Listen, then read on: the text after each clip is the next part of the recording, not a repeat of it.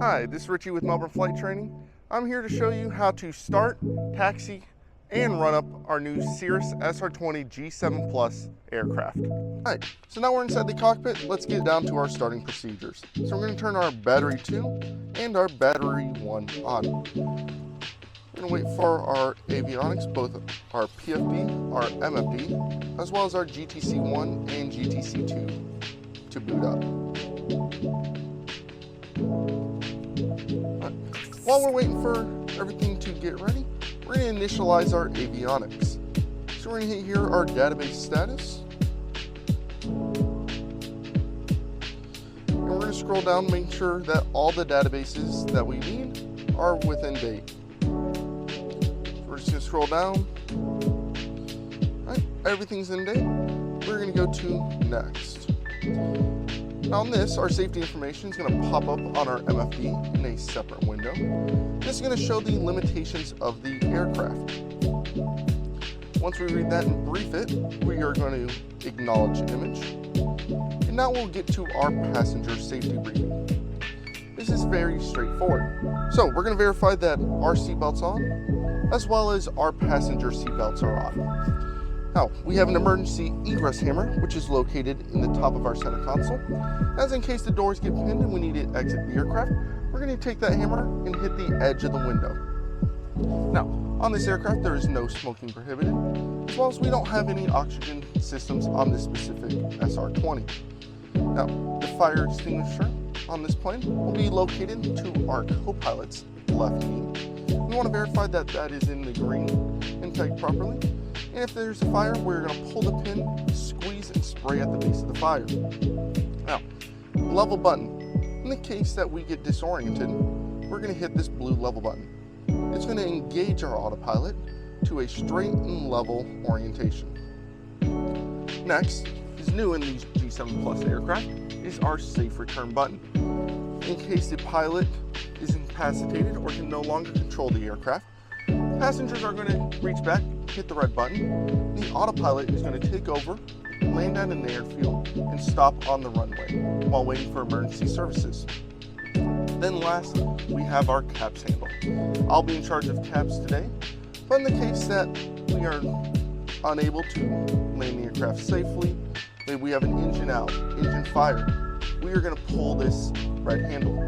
Now, we have to pull it above 600 feet and below 133 knots. That is our criteria to pull that CAPS handle. From there, we're going to acknowledge image. I'm safe, you're safe, let's get ready to fly. Once we acknowledge that image, we're going to hit next, and we're going to set up our system test. So our probe heat is already completed. We want to check our ADS-B. So we're going to hit that, and we're going to wait for it.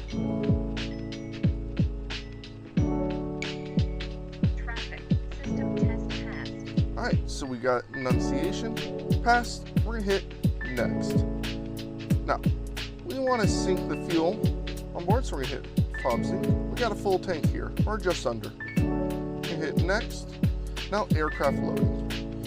We're going to come down here, put in our weights in the pilot and co-pilot.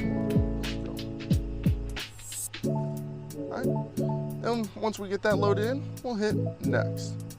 So, today we're going to be flying to KSGJ.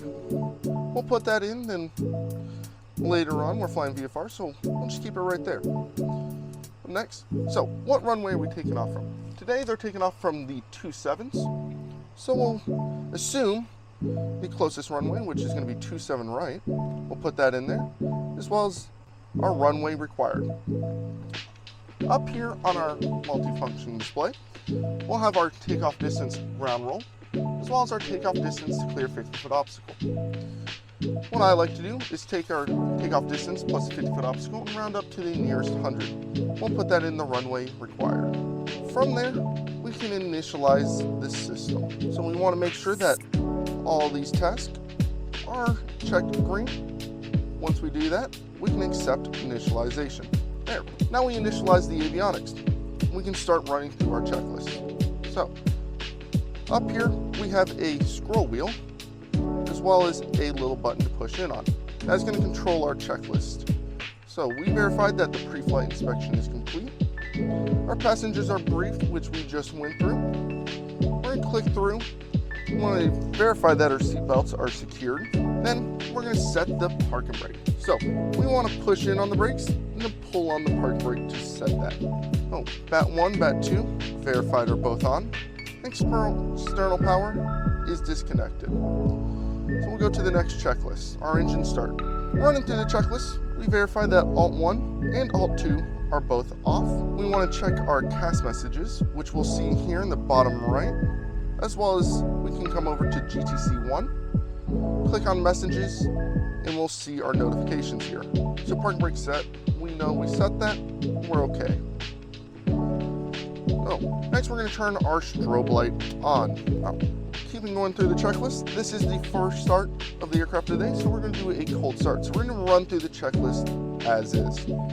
So with this, we're going to open the throttle 1/4 of an inch, verify that the mixture is cut off, prop area clear, so we want to verify we're clear to the right, center, and left. Nobody's near us. Brakes are being held, and the fuel pump is on. So we're going to turn on the fuel pump, and you'll audibly hear that fuel pump turn on. So now we're going to advance the mixture to rich to prime the engine. It's going to be about 3 to 5 seconds, and we're going to be verifying that with our fuel flow up here. So we're going to go full rich. We'll see the fuel flow jump up. 2, 3. We'll bring it back to cutoff. Now, with the G7 Plus, we don't have keys. It is a push to start. So we're going to turn this to both. Then to start the aircraft, we're going to push in. So clear prop. So hand on the mixture and other hand on the starter. So we're going to start it.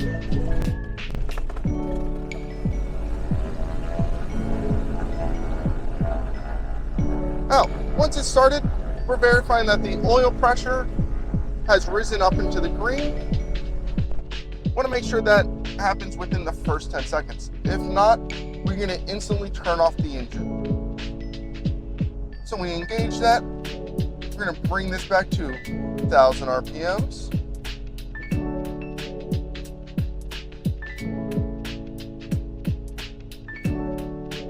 Oil pressure rises.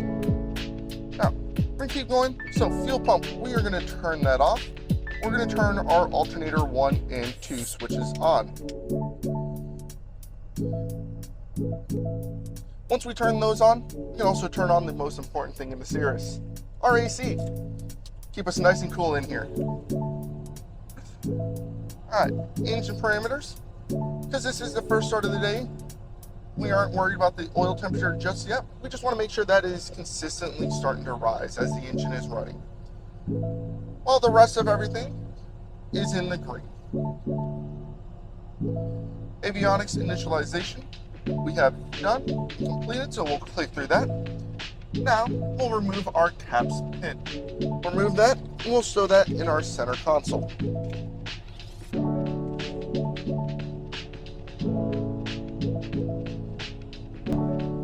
So, before taxi, we want to pull our flaps up. We'll verify that over here with a green flap up indication. Now, this may differ from everybody at different airports, but we're going to set up our comm, nav, and GPS. So on GTC2, we'll set up our comm panels.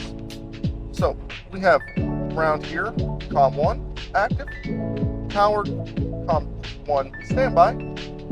Then here, we'll put in our ATIS frequency in comm 2. So type that in, we'll enter, we'll put that up to the active.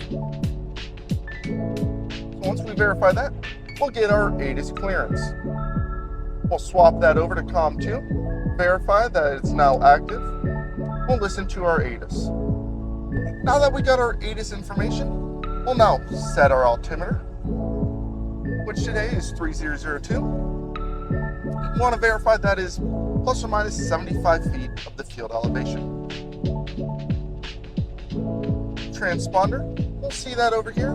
Today we're doing a VFR flight, so we want to verify that is in Alt 1200. If you want to change that, feel free, you can click on it, type in your squawk code, and hit enter.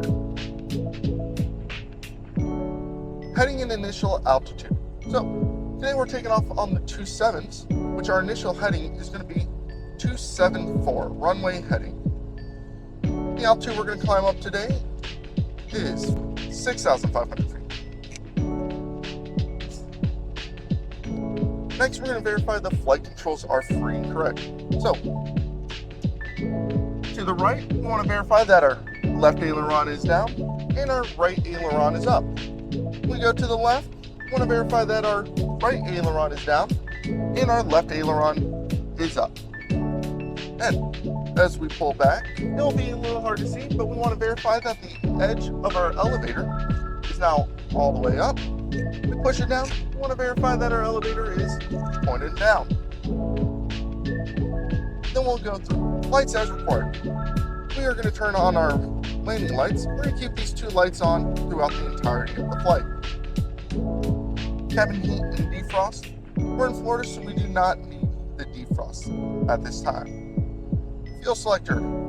So we have our fuel gauges over here, and it's saying we should switch tanks. We want to lift up our fuel selector cover. We'll verify that we're in manual by seeing L man. We'll swap our fuel select over to the right tank.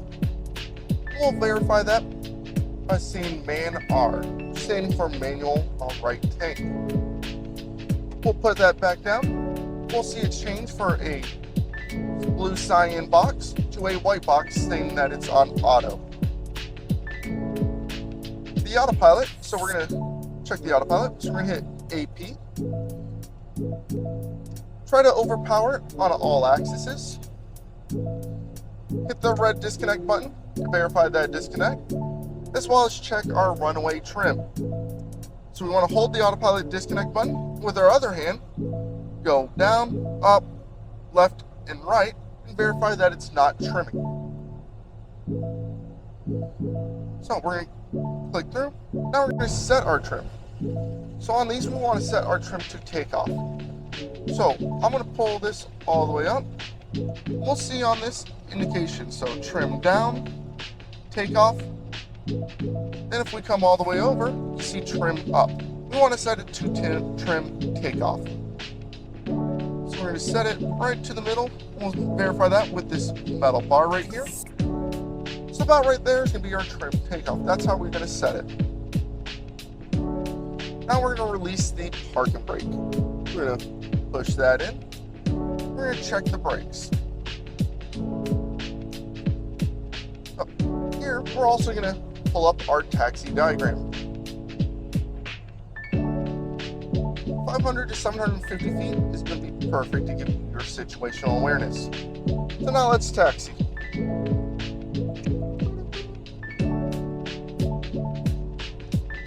Alright, for our taxiing, we're going to smoothly advance our power up to about 1200 to 1300 RPMs to get ourselves moving.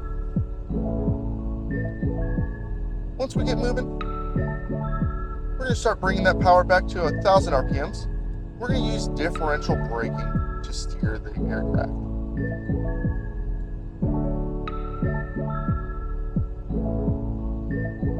While we're still close to the hangars, I'm going to verify that our brakes work, which they do. And we're looking at our PFD. We want to make sure that no airspeed is indicating. Our HSI is pointing to the correct direction. Our altimeter is still plus or minus 75 feet. And when we turn, we want to verify that the HSI is turned in the correct direction, as well as our turn coordinator.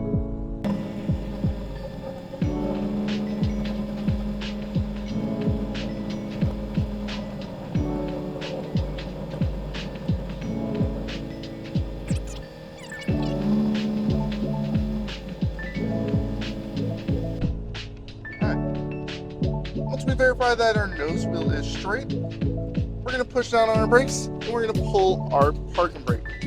Now parking brake is set. We're going to run through our before takeoff checklist. or our run-up checklist. So, we're going to verify our doors are closed and latched. We can also verify that on our MFD.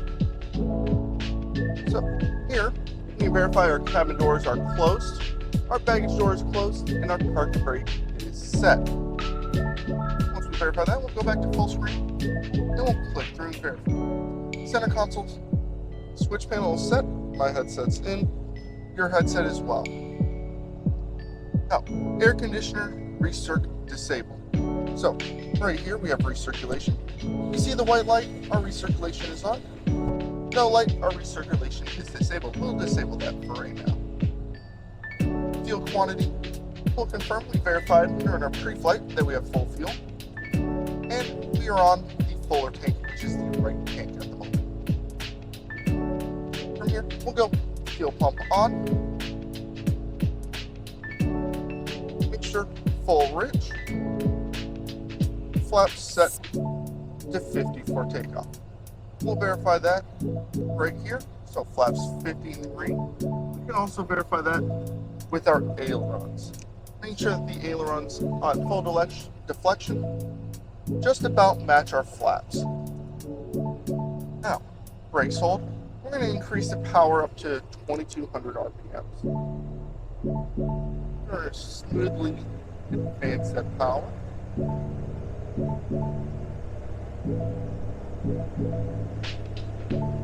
All the way up to 2200 RPM.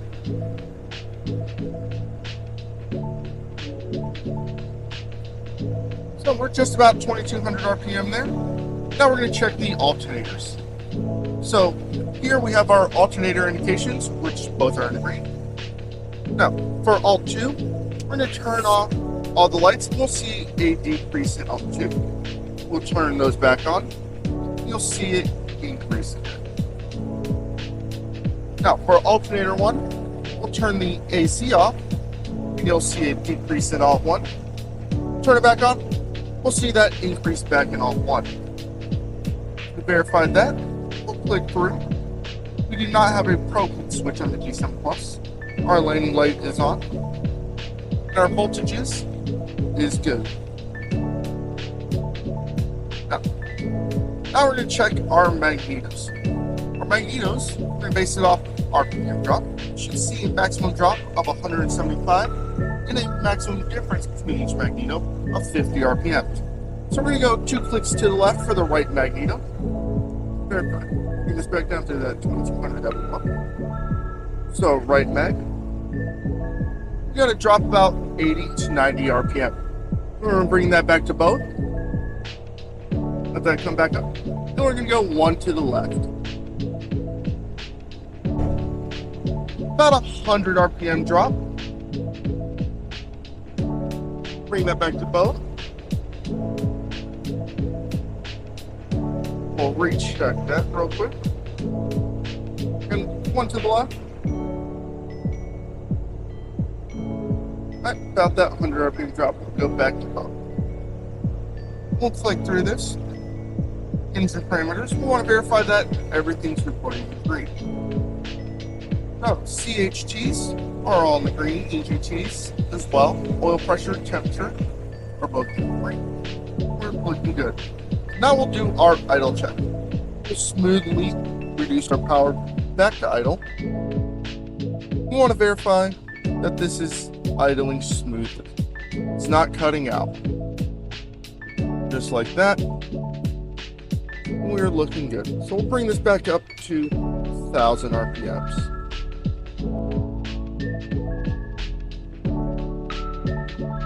Alright, power lever set to 1000. Trim, we already set that to takeoff, but we want to verify that. And cast messages check. And that is our run up in the SR20.